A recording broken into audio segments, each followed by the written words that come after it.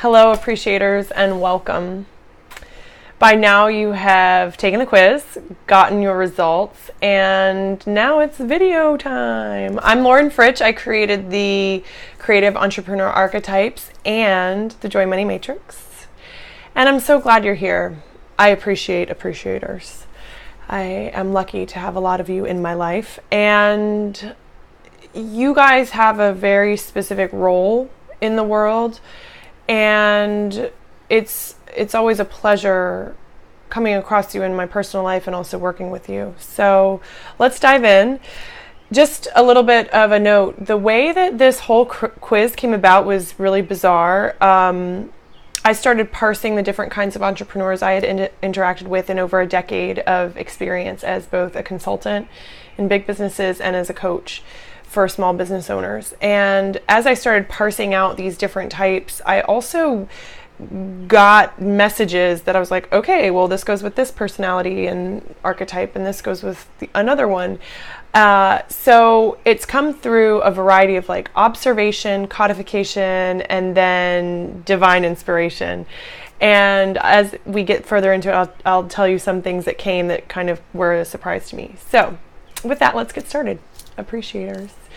So appreciators, you probably already saw this in your results that you guys are not maximizing your ROI on your business. So you're putting in a lot of time and effort, but you're not necessarily seeing the results in a monetary form.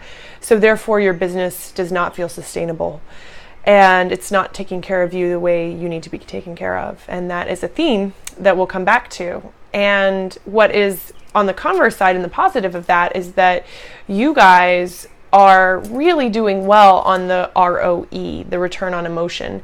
That means that you derive great joy and satisfaction from the creative work that you do in your day-to-day. And that's fantastic. And not a lot of people can say that. So that's huge, appreciators. Now, your greatest gift, as you probably already know, is that you are a gifted healer. You can transmute that which is painful and into wholeness and completion and healing.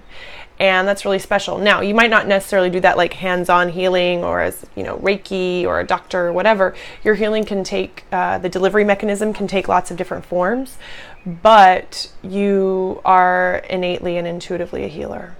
Now, the flip side of that, the shadow side of that greatest gift is that your Achilles heel is that you frequently give so much and take care so much of other people as to become depleted yourself and a martyr for the cause.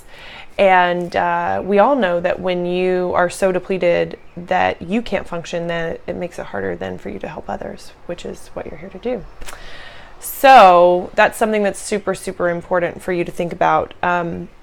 Your key resources, and there are a couple interesting things here.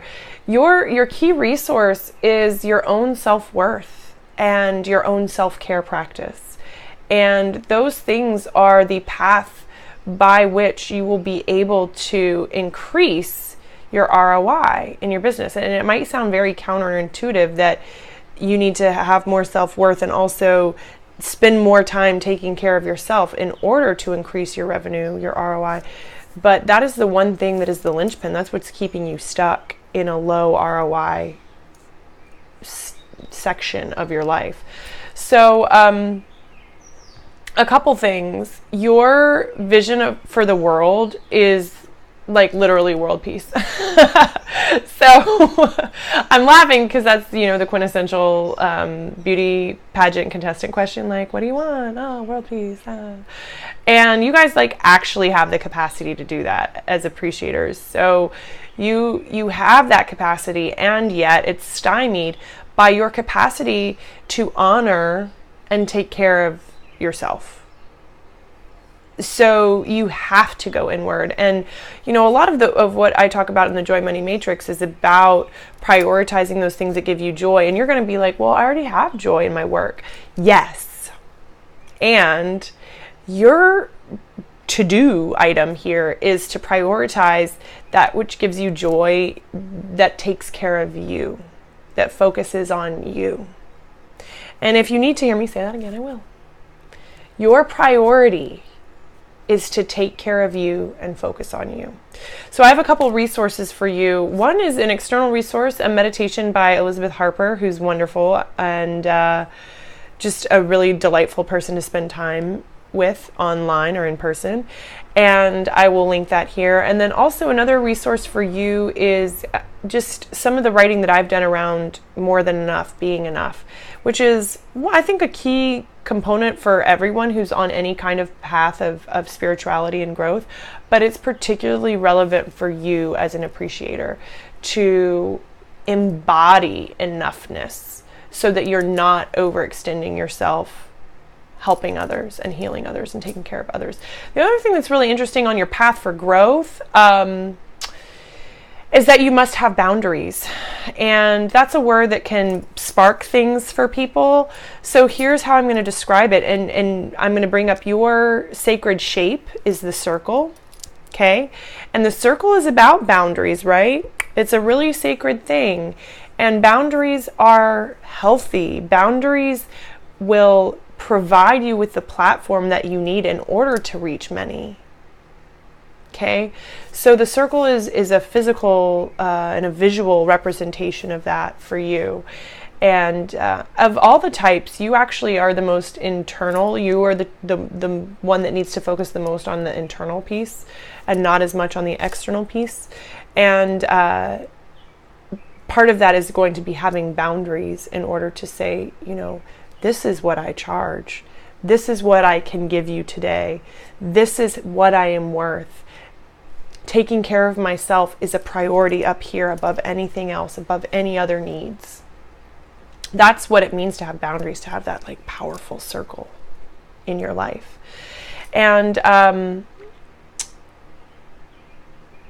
that sacred and powerful circle, I want you to remember that and meditate on that as you engage with, is this right for me? Is this feeling like it's taking care of me, or is this feeling like it's going to deplete me? Come back to the concept of the circle and that healthy boundary.